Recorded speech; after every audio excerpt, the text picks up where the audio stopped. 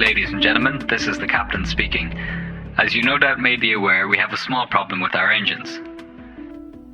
This is what it sounds like when a pilot tells a white lie. The small problem that Malcolm Waters, the captain of Cathay Pacific Flight 780, is referring to is that one of the plane's engines has stopped, and the other one is stuck on high power and will not slow down. The 309 passengers on board this plane don't realise it, but there is a very good chance that in a few minutes they will end up crashing into the South China Sea. The only thing standing between them and that outcome is the skill and teamwork of the two Australian pilots in the cockpit. With every passing minute, the condition of their aircraft worsens. Can they make it to Hong Kong before their engines deteriorate entirely? This is a situation which the pilots were never trained for, and for which no standard procedure exists. This is the story of Cathay Pacific Flight 780.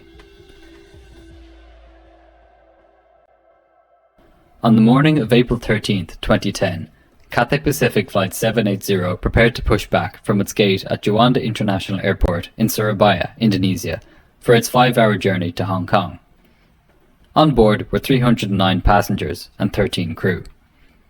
The aircraft being used for this flight was an 11-year-old Airbus A330, one of over 30 such aircraft in Cathay's fleet at the time. The A330 is a popular medium to long-haul aircraft, with over 1,000 in service worldwide in the year 2010. In the cockpit on this flight were two pilots. They had flown this aircraft into Surabaya the previous night, and had stayed overnight in a nearby hotel. The captain, Malcolm Waters, was 35 years old, and had been working for Cathay Pacific for the last 12 years. He had over 7,000 hours of flying experience, 2,500 of which were on the A330. The first officer, David Hayhoe, was 37 years old, and had just over 4,000 hours of flying experience, 1,000 of which were on the A330. Much of his previous flying experience was with the Australian Air Force, where he had served for 11 years. The aircraft still had 9,000 kilograms of fuel on board when it landed in Surabaya the previous night. The captain ordered the uptaking of a further 24,000 kilograms of fuel for the 3,500 kilometre journey to Hong Kong. The weather on this day was perfect for flying. The forecast was for clear skies en route, and as the pilots taxied their aircraft to the runway, there was no indication that this would be anything other than a routine flight. The passengers and crew had no idea that they were in grave danger. Over the next few hours, the pilots would have to deal with a series of escalating warnings from their onboard computers.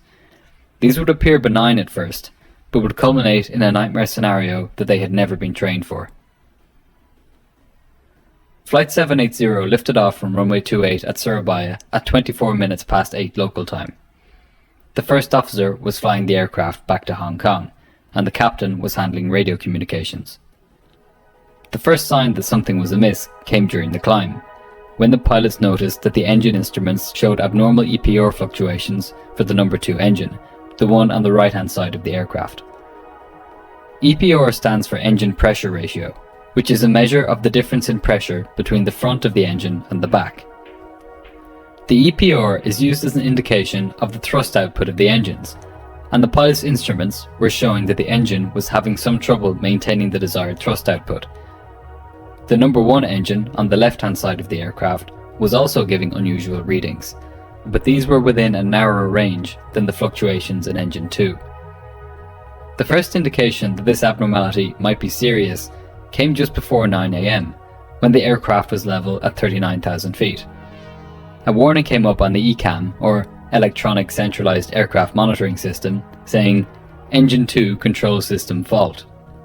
This system also displayed the message, "Engine 2 Slow Response," meaning that Engine 2 would now be slow to respond to movements of the thrust lever. Captain Waters wanted to clarify the significance of these warnings, so he contacted Cathay Pacific's Operations Centre for technical advice.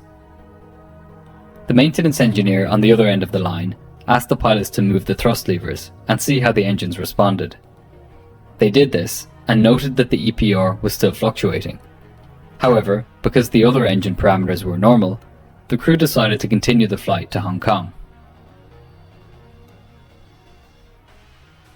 About an hour later, the Engine 2 control system fault warning reappeared on the ECAM, along with the warning advising the pilots to avoid rapid thrust changes. The pilots turned on the engine anti-ice system to see if this would fix the abnormal EPO readings, but this had no effect. They contacted maintenance control again and informed them that the EPO fluctuations had now become larger. They asked whether it was safe to continue the flight to Hong Kong. The maintenance control engineer on the other end of the line hypothesized that the EPR instability on engine number 1 may be a result of the flight computer trying to compensate for the instability on engine number 2. In other words, it may in fact just be engine number 2 that had a problem. He advised the flight crew to continue monitoring the engine parameters and told them that the fuel metering unit, which controls the amount of fuel being fed to the engines, would be replaced when they arrived at Hong Kong. The flight continued more or less as normal for the next 2 hours. As far as the pilots were concerned, the engine readings were unusual, but nothing to be concerned about. In their minds, they would soon be landing in Hong Kong as normal, and it would be maintenance's job to deal with the engine trouble once they had parked at the gate. At 1:20 in the afternoon, Hong Kong time, the plane was about 110 nautical miles from the airport on its initial descent. From this moment onwards, the crew's situation would get progressively worse. As the plane was descending through 30,000 feet, the captain reported hearing a light pop sound, which was followed by the smell of ozone and a burning smell in the cockpit. This was quickly followed by 2 new ECAM messages: Engine 1 control system fault and, critically, Engine 2 stall. The second warning about an engine stall was particularly troublesome. The flight crew followed standard procedure for an engine stall and reduced the power on engine 2 to flight idle, the lowest setting that keeps the engine running. The ECAM then displayed new warnings for engine 1, which read, Engine 1 slow response, and avoid rapid thrust changes. These were the same warnings they had received for engine 2 previously. To compensate for the reduced thrust from engine 2, the crew pushed the engine 1 thrust lever to the setting known in Airbus aircraft as MCT, or maximum continuous thrust. This is the highest thrust setting that an engine can stay at for a prolonged period of time. However, despite this, engine 1 never reached this thrust output. Instead, it increased slightly from where it was, and then decreased back to about 37%. Still over 100 miles from their destination, the flight crew were now faced with a serious problem. One of their engines was stalling and had to be run at the lowest setting, while the other one was running way too slow. Without sufficient engine power, they would lose speed and be unable to maintain altitude. They were now on a slow-motion collision course with the South China Sea. The captain called Hong Kong Air Traffic Control and declared a pan-pan, which is one step down from declaring an emergency. The pilots had previously carried out an approach briefing for a normal arrival at Hong Kong, but they now had to quickly change plan. They briefed for what's known as a one-engine inoperative approach, and also briefed the missed approach procedures in case their first approach was unsuccessful. Eager to get on the ground before their situation deteriorated further, they requested a shortened path to the runway from air traffic control, which was granted. Captain Waters went on the PA system and told the flight attendants to prepare for landing. He also briefed the chief cabin crew member, known as the in-flight service manager, about the engine problems. He then took over from the first officer as the pilot flying, given the fact that they were operating on one engine now. As the plane continued its descent, the crew received permission from air traffic control to maintain high speed so that they could make it to the airport as soon as possible. Having gone through all the relevant checklists, the captain recapped the situation to the first officer and asked if there was anything else they might not be thinking about. The pilots agreed that they had covered all the necessary details, however, and that their task now lay in landing the crippled aircraft. It was now looking as if the situation had stabilized. The plane was about 50 nautical miles from the runway, and the pilots had briefed for a single-engine approach. At 1:30 in the afternoon, however, things took another serious turn for the worse. The pilots received a warning that engine 1 had now stalled. Their situation was now critical, and the first officer made a mayday call to air traffic control, saying, And approach, mayday, mayday, mayday. Cathay 780 had engine 1 and engine 2 stall. Currently we require a lower descent, maintaining 8,000. The crew was cleared to descend to 3,000 feet, and they began working through their checklist to deal with the stalled engine. Just as they had done with the other engine minutes earlier, they moved the thrust lever for engine 1 to the idle position. The aircraft was now essentially a giant glider. If the pilots were going to have any chance of landing in Hong Kong, they had to get at least one of their engines working.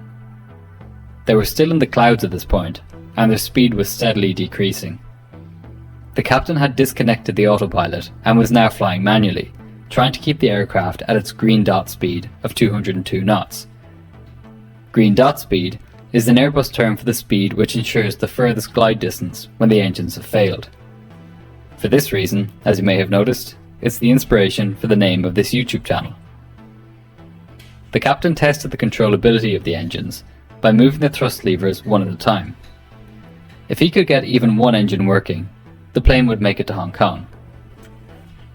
Fearing a loss of electrical power if the engines got any worse, the pilots turned on the auxiliary power unit. Finally, the aircraft broke out of the clouds, and the pilots were able to get a better picture of where they were. Air traffic control then advised the pilots as to how to get to the airport quickly. Cathay 780, roger. On your present heading, they will bring you a close base around Lantau Island. I'll advise if you're too close. Cathay 780, roger. I can't see Lantau for cloud, but we've got this island just to the southeast of the airfield. 780, roger. Your present heading is the most efficient to miss the Lantau Island and still make the right base. Cathay 780, roger. Having tested each of the thrust levers, Captain Waters discovered that engine 1 still responded somewhat, so he decided to use this engine to keep the aircraft flying. He also set the engine start switch to ignition to reduce the chances that the engine would flame out when it was needed most. As the plane neared the airport, it was travelling too fast for this part of the approach, so the captain started pulling back the thrust lever for the number 1 engine. However, the engine wasn't responding. Waters continued bringing the thrust lever back until it was in the idle position, but the engine itself stayed at a high setting of 74%. This was a serious problem. Now one engine was stuck on a high thrust setting, while the other was basically dead. This crew would now have to attempt a landing faster than anything their aircraft was designed for, and faster than they had ever trained for. The danger was no longer that they would crash short of the runway into the sea, but that they would overrun the runway and end up in the sea anyway. The first officer told the flight attendants to prepare for a possible evacuation. The captain then made a PA to the passengers, telling them that there was, quote, a small problem with the engines, and urged them to fasten their seatbelts.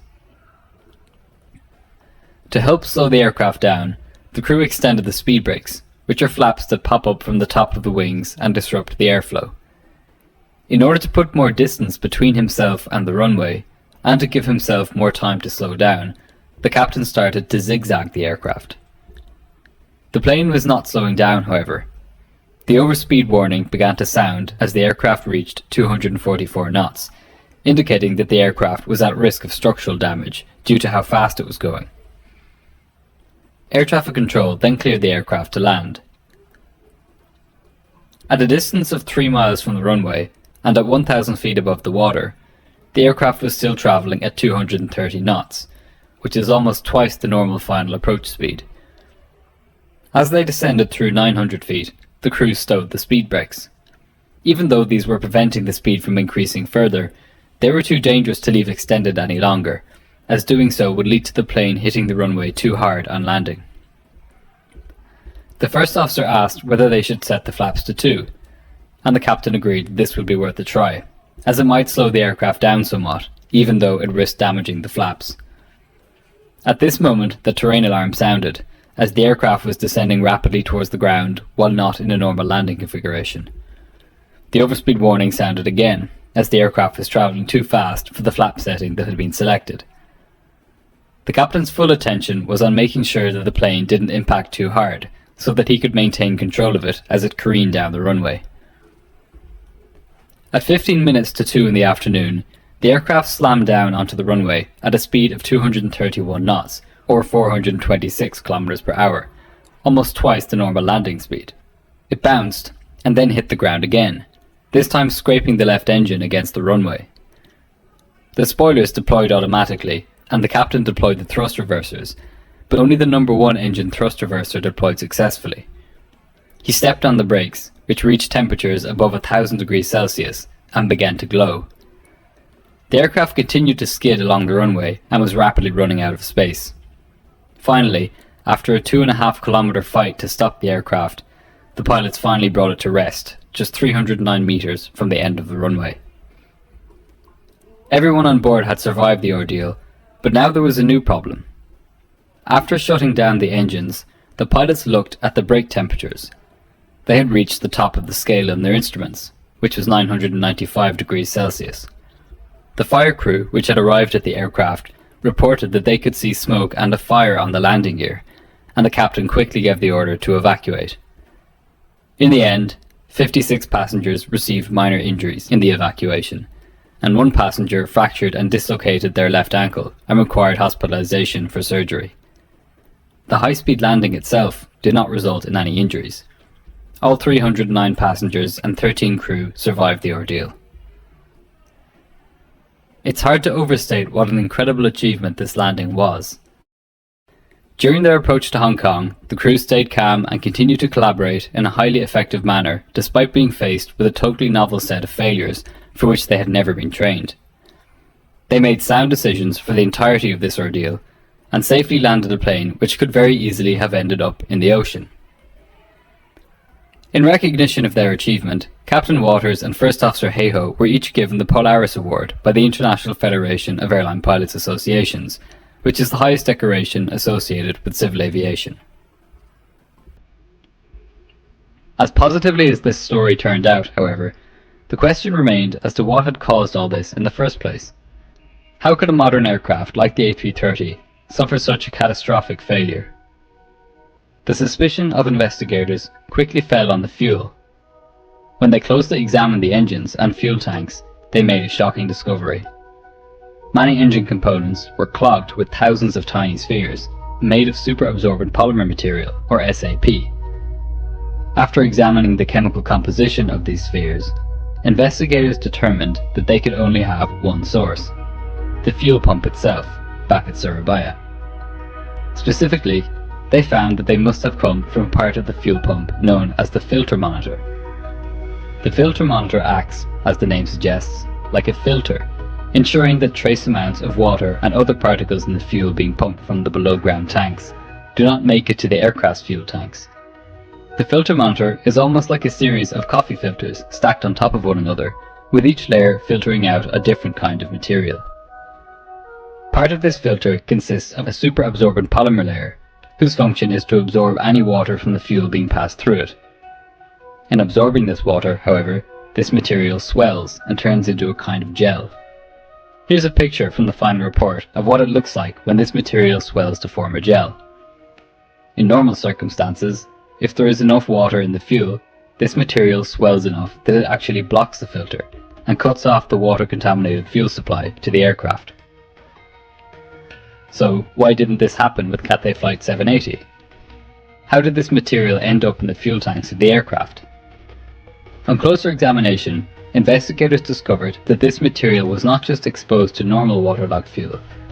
The water in the fuel was in fact salt water. Salt water is known to reduce the filter's natural ability to shut off when it's overloaded with water. Investigators concluded that as the aircraft was being fueled, the SAP material in the filter swelled and congealed due to the presence of large amounts of water, and that as fueling continued, the high pressure of the pump pushed the SAP gel through the filter and into the fuel, where it formed tiny spheres. As the engines ran throughout the flight, these spheres clogged up the fuel metering units, which controlled the amount of fuel entering the engines. This caused them to get stuck on a particular thrust setting. Ironically, this SAP material, the very thing that was meant to remove contaminants from the fuel, ended up being a contaminant. The person who carried out the aircraft fueling did not investigate when on numerous occasions during the fueling there was significant vibration in the hose, as well as an increase in differential pressure in the fueling system. This should have alerted him to the fact that something was amiss, but he ignored these telltale signs and simply stopped and restarted the fueling each time this occurred, each time pumping more and more saltwater and SAP-laced fuel into the aircraft's tanks. As for where the saltwater came from, investigators found that the refuel facility at Surabaya had recently been overhauled, and several underground fuel pipes had been replaced during heavy rain. As the large steel pipes were cut, measured, and then resealed, water from an overflowing pond nearby made its way into the fuel lines. The final report made a number of recommendations aimed at improving the aircraft fueling procedures at Jaranda Airport, as well as improving the oversight of fuel quality monitoring.